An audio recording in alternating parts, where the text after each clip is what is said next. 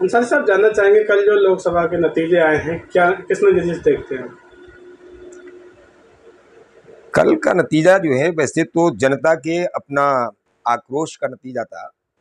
बहुत सारे ऐसे मुद्दे थे जो धरातल पर जनता से सीधे जुड़े हुए थे, जबकि बीजेपी सिर्फ भावनाओं को भड़काकर देश के अंदर भाईचारा को खराब करके आपसी हिंदू और मुस्लिम के माहौल को बिगाड़ने के आधार पर मात्र इस चीज पर देख रहे हो। ऐसा लगता था कि बीजेपी के मुखिया नरेंद्र मोदी जी प्रधानमंत्री नहीं बल्कि कोई हिंदू कट्टरवादी कोई नेता हैं, इस तरह की उनकी भाषा दिखाई दे रही थी।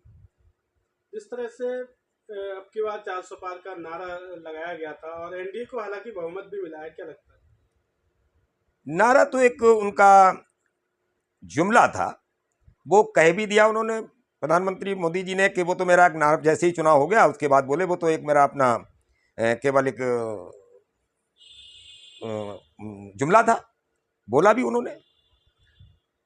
एनडीए को बहुमत है, हालांकि बीजेपी बहुमत से दूर है, लेकिन एनडीए की अगर बात करें, एनडीए गठबंधन को बहुमत है, लेकिन एनडीए गठबंधन है वो भी सरकार बनाने का दावा कर रही है। वो दोनों की इसलिए बात है कि फिलहाल दोनों का अपना पूर्ण बहुमत नहीं है।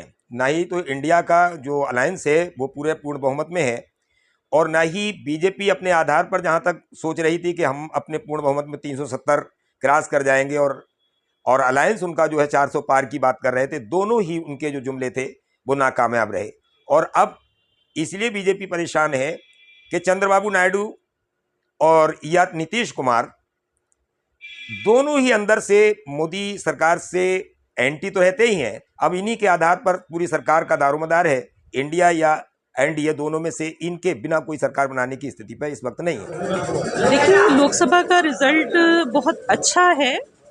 हालांकि जितनी आशा थी उतना अच्छा तो नहीं आ सका है, क्योंकि कहीं ना कहीं उम्मीद ये की जा रही थी कि परिवर्तन बेहद ज़रूरी है। तानाशाही को, महंगाई को, बहुत सारी जो देश की समस्याएं हैं उनको लेके परिवर्तन बेहद ज़रूरी था। लेकिन फिर भी अच्छा रिजल्ट मानते हैं। ये जनता जनार्दन है, और जनता जनार्दन ने जो है ये देखा जाए तो मतलब हिंदू मुस्लिम की धर्म की राजनीति को बिल्कुल नकार दिया है। जिस तरह से 400 जनता पार का नारा दिया जा रहा था, क्या लगता है एनडीए को झटका मिला है?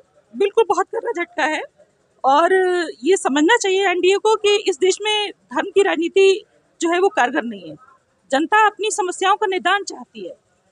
जब तक कि ये जनता की समस्याओं पे ध्यान नहीं देंगे, कुछ नहीं होने वाला। जनता का फैसला था, परिवर्तन की लहर थी।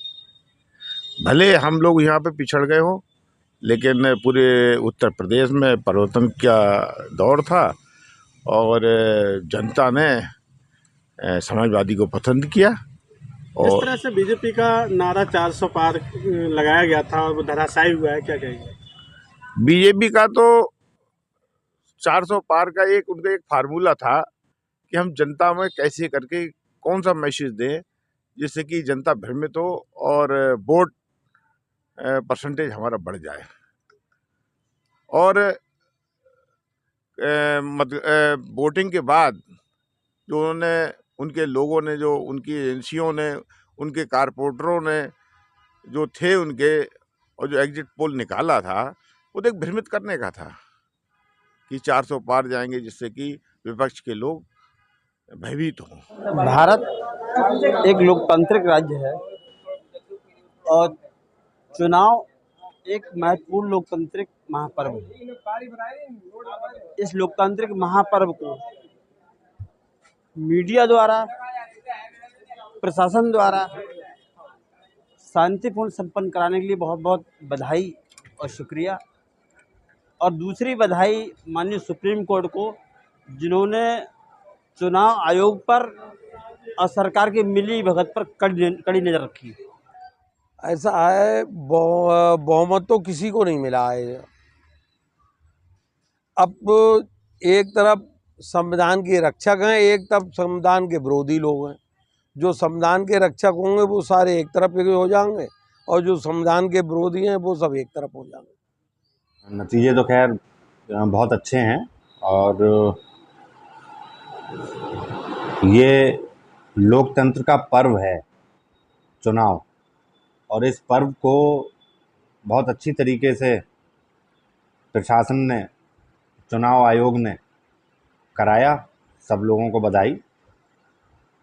जनादेश बहुत अच्छा आया। लोगों ने